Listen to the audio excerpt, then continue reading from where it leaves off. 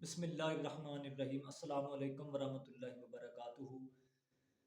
दोस्तों, औलिया अल्लाह दा जेह्ड़ा कलाम है, जेह्ड़े उन्हां दे अशार ने होंदे उन्हां दे अंदर हजूर अलैहिस्सलातु वस्सलाम दे दीन दे बहुत सारे जेह्ड़े राज ने उन्होंने अफशां कीते ने और साढ़े वास्ते उन्हां दे जेह्ड़े शेर ने बहुत ज़्यादा सबक रखते हैं। दोस्तों, हज़रत सुल्तानुल आरिफीन आरफां दा बादशाह आप सरकार ने फरमाया, जे रब मिलदा नातियां दोतियां ते मिलदा डडुआं मच्छियां।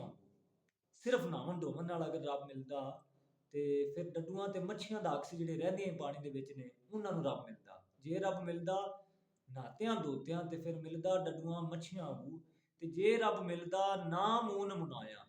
कुछ बंदे समझदे ने कि जिन्ना बंदे ने दाढ़ी